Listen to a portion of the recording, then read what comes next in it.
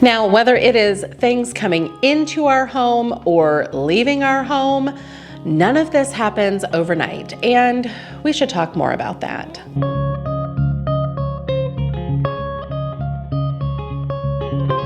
Well, hello friends, I'm Mary Beth and welcome to At What Cost, where simple living and deep faith go hand in hand. Now, with the exception of a large inheritance of stuff, maybe a loved one of yours passes or something happens and you just end up with a truckload of stuff coming into your home all at once, for most of us, the clutter that has built up in our homes has happened little by little by little by little. In fact, we may even find ourselves completely overrun with things in our home and not even realize that it's happened until we are pushed to this kind of breaking point. Now, in my outside of YouTube life, I teach a women's Bible study on Wednesday nights, and we are currently going through the book of Hosea. And let me tell you, friends, if you've never read the book of Hosea, it's time. And I want to spend a little bit of time today talking about 3 different concepts. And this is something I'm hoping to use moving forward. So let me know what you think about this kind of way that we're going to work through these topics. I want to talk first about our hearts. So I know it feels like we want to have this sort of quick fix, give me like 15 hacks to just totally make over my life, but that's not really where lasting change comes from. Where lasting change happens is when we do the inside work as we're doing the outside work. So let's start first with our hearts. Then we're going to talk about our homes, and then we're going to talk about our hope. Let me go get the book we've been using. I think that will help. So with our church, I have been teaching through this book. It's called No Empty Word, and it is The Relentless Pursuit, a study on Hosea by Paula Mills. And this is excellent. It's put out by the Presbyterian Church in America, their discipleship group. And this has been a really good study, but buckle up, friends, because you're going to have to face some hard truths, which is really what brought me around to this subject today. Hosea is an Old Testament prophet. Not only is he delivering his message to God's people, he is living it out. Hosea is called to marry a woman of harlotry. YouTube has a problem with me saying certain words, so we're going to have to avoid some of those words. But if you go read, especially the ESV, you'll figure out what she's up to. And it really is a picture of something that's happening physically in the world around them. These are actual things that are happening in their marriage, but it's also a picture of the spiritual adultery and the adultery that even we today commit. Even though that's hard to swallow, that is a hard pill to swallow. We don't think of ourselves quite that way, and certainly if we're holding ourselves to Gomer, his wife's standard, it can be really hard for us to want to admit that we do the same things, maybe just in a different way. So we see in the book of Hosea that he is called to be the faithful husband to an extremely unfaithful wife. And by the time we get to chapter 2, we get a real picture of the pattern here. Gomer is at home, she is with her husband, but she begins to think that her needs are better met in other places. And it's not just these physical desires. We really see all of the basic needs that Gomer is after that we know God provides. We see her going to her lovers for those things. And it's an eye-opener when you go through chapter 2 and you write down the physical basic needs that she is looking for. They are the needs we are all looking for. And although we may not be looking for that in other people, if our homes are overrun with stuff, there's a very good chance we are looking for it in material things.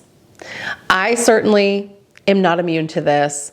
That was much of the issue 5 years ago when we started this journey, and I just was overrun with laundry and dishes and toys. Those were like my big 3. And I couldn't quite figure out how we got there. But it really is a lot like this spiritual battle that Gomer is having. There's small compromises that over time lead us astray. And we're going to dig into this a little bit more now when we move and shift into our home. Any school of thought around minimalism, decluttering, you're going to hear three main reasons that people keep things. They were given to them by someone special, or they have some level of sentimental value. They're useful, or people paid money for them. Those are really the big three, but I would challenge you that there are like three more, if not other reasons that we hang on to our stuff. First off, all three of those categories applied to me. I kept things for all of those same reasons. But the hard truth is that I also kept things because I was stressed, because I was lazy. We're going to talk about that. I know that's a word that people don't always like, but we are going to talk about what that means. And idolatry. The things that I kept in my home, the habits that I was producing through my daily activities or the lack of daily activities that I was engaging in, had really created this mixture of desiring to be faithful to God, because I have been a lifelong Christian. I struggle with this sometimes too, because we live in this culture where you are supposed to have some big conversion story, but I truly consider myself someone who was raised in the church, and there's always a train when I get to the big part. I think it's spiritual warfare. We're just going to plow through it. If you hear the train, I apologize, but we're going to keep going. I really consider myself someone who has never known a day without the Lord. I was baptized at 6 months. I was raised in a Reformed church. I attended church. I did have some times, especially during high school and college, when we were not really part of a church community. I went to church quite a bit with my grandparents, and it did take some time as I went through that phase of, I was not like deconstructing my faith. It wasn't anything like that. We just did not have a good church community. And once I got to college, although I was a believer, going to a regular worship and seeing the value in going to a regular worship service, I didn't have that. But now that I have moved into adulthood, I realize now how important a church community and fellowship, regular fellowship with God, is in our lives. But even though I was pursuing those things, I was still mixing in some of these cultural values and ideas and really trying to blend this into something that made sense to me. Now, like I mentioned, things coming into our home happens usually over time. There's certain milestones in our lives that we obtain some things are passed down to us, we acquire these sentimental items, we want to keep them, we don't want to let go of it, and we may even be a little bit afraid to get rid of these things because of what the other person may think. The same thing goes with money. We have spent money on these items. We have all been there. I know we have all been there, either scrolling on our phone or standing in front of the shelf at the store, looking at an item thinking, if I just did this, I could get XYZ together. We buy it, we bring it home. It fails miserably, but we've spent money on it, so we don't want to get rid of it. It's brand new. Why would I throw this away? Why would I donate it? We hang on to it because we've spent money on it. Or maybe we're keeping things because they're useful. This thing, there's really nothing wrong with this thing. I know it's been sitting in the back of the closet, or I know it's been up in that shelf on the garage, but there's really nothing wrong with it. And I'm sure now that I know that this is here, I'm going to start using it. The problem is, it was in the back of the closet for a reason. It was up on the shelf in the garage for a reason. We haven't been using it. But when we encounter that item and we see it and we think about the usefulness, we really can want to hang on to things. So those are the basic three. But let's talk about these three other issues. So first off, stress. So I did mention in my last video, which I understand was quite a long time ago. I'm really trying to make an effort to make more videos. But our middle son is struggling with seizures and has been. It has been an incredibly difficult season, really with him since February of last year is really when all of this started. And that level of stress has left me feeling very exhausted emotionally, physically, sometimes mentally. I have had to prioritize other things so that I can make room for other things that have to happen and appointments and changes. And there's just so many things happening that tackling that pile of things on my dresser, I'm just too wound up already to go through all of those things. So there is some level of stress that will sometimes keep us from wanting to get in and make hard decisions and take the time, or even actually have the physical time. Those stressful moments or crisis moments in our home, it can prevent us from decluttering and getting rid of things along to keep the inventory in our home more manageable. But there's another culprit here. We avoid doing the things that need to be done, and we choose to do other things instead.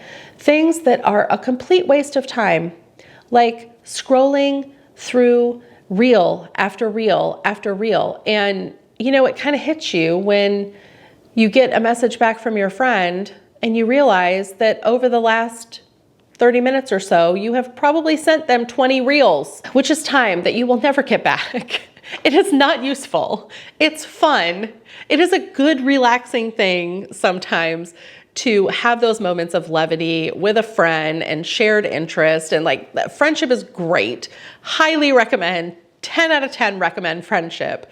But when there are other things in our home that have to be done, the dishes need to be done, the laundry needs to be put away, the toys need to be picked up, all of these things that really do need to happen in our home, we can forego those just out of a desire to not do anything.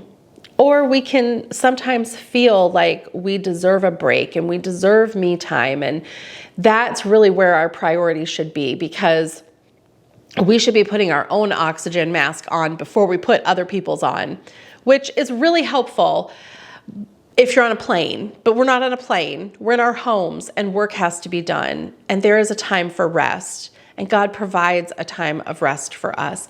We can have regular rhythms of work and rest. We can't have regular rhythms of only rest. Things build up in our home and they become too difficult to deal with. Now, this last one is idolatry. It's very clear in Hosea that Gomer is worshiping the Baals. She is committing idolatry, straight up spiritual idolatry.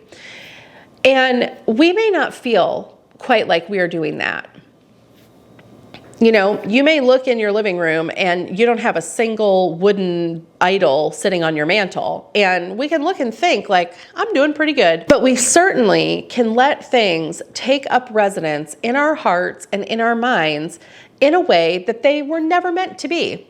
So if we think about this idea of keeping things because they're sentimental, if we're holding on to certain items because we are so afraid that getting rid of them will cause us to just lose that memory, and we will forget about people and we will never find enjoyment or happiness again because we don't have this specific item, that may have become an idol for you.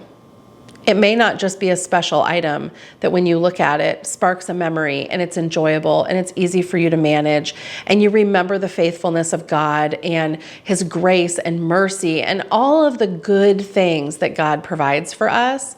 If our only focus is on keeping things so that we can remember other people or we can please other people, we may have crossed over from something that God uses to remind us of how good He is into turning to an idol for our security and comfort and happiness. The same thing is true for stress, for laziness.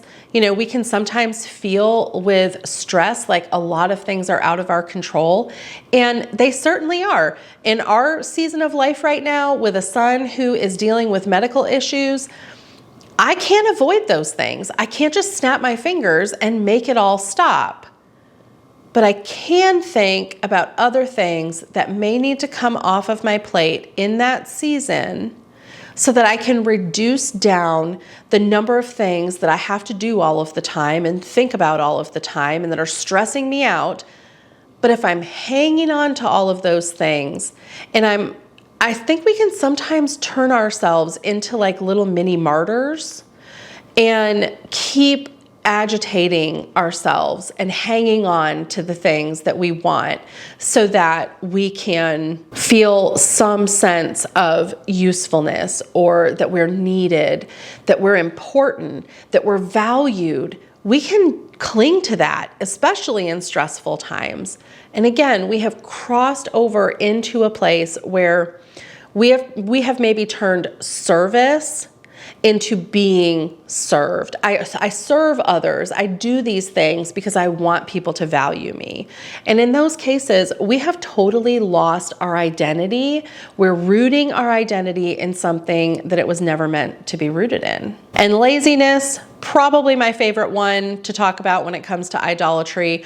Our culture has inundated us with the me mentality. I am enough. I am living my truth. I am doing this. It's important that I have my me time. All of this messaging that says that you deserve to rest, and that rest is found in this laundry list of things. We can make laziness an idol real fast. But if my middle school boys were here, I would have heard that echo out 3 or 4 times. That is currently the word that we cannot say in this house because immaturity. But God, we are not without hope. Just like Gomer is not without hope. When we get to chapter 3 and Hosea is told, go and redeem your wife, he has to go get her. Do you know why? Because she can't redeem herself. Hosea is going to redeem his adulterous wife, who is on auction, and he pays for her with what equates to about 30 shekels between the homer of barley's, or the homers of barley, and the shekels. It works out to be about 30 shekels, which is about 6 months' wages in that culture. 6 months of your annual wage to go and buy back a partner who has just been stepping out on you in like all the ways. This is what God is calling Hosea to do. Here's the catch. You're not Hosea, and neither am I. We're 100% Gomer, friends. We are Gomer. That is what Christ does for us. We are not without hope. We cannot find our way back. We go down the same paths. We want to return to the things that we know we don't need, but we look to them for our security. But God, in his kindness and mercy, does things like blocks our paths, provides for us, provides a redeemer for us. Ultimately, we see Hosea telling Gomer, you must dwell with me for many days. You must not go and do these things. You must stay home and dwell with me. And the more I was thinking about this, it seems a lot like a picture of sanctification. Gomer needed heart change. And Hosea redeemed her in love. So he's not forcing her to stay home just because he's bought her now and can enslave her. That's not what's happening here. He is alluring her into a wilderness which is exactly what God says he will do with his people. And sometimes that's what he's doing for us. We are often not changed until we hit some rock bottom, which is exactly what the wilderness is, friend. But it's a place of removing idols and removing the things that stand in the way of us truly dwelling with our Father in heaven. And he provided that way for us. So we are not without hope.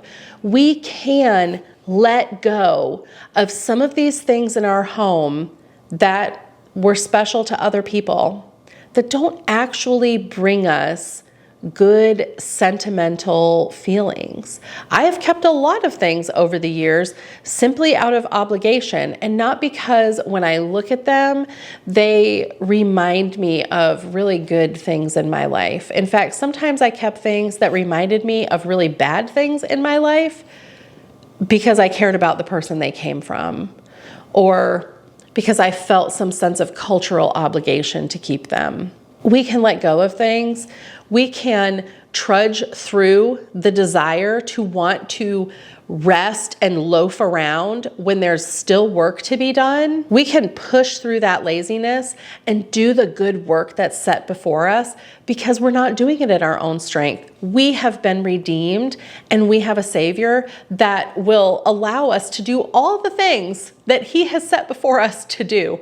And I know we want all of those things to be this like big, grand, wonderful, this is God's will and I'm going to walk out his will. Sometimes his will is for you to actually get in that kitchen and do the dishes.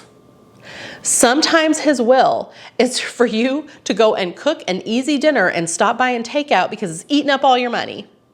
Sometimes it is the small things that lead us into this overall issue with decluttering our homes and being overrun. But in the same way, those small changes can bring us right back into alignment. So if you too realize that the problems that we're experiencing in our home don't always just have something to do with our stuff, I would love for you to hit the subscribe button and be in this community with us and go on the journey of just better rightly aligning our homes with the changes that are happening in our hearts. We want our homes to reflect the sanctification that God's doing in our lives. Thanks so much for watching, and until I see you again, keep fighting the good fight.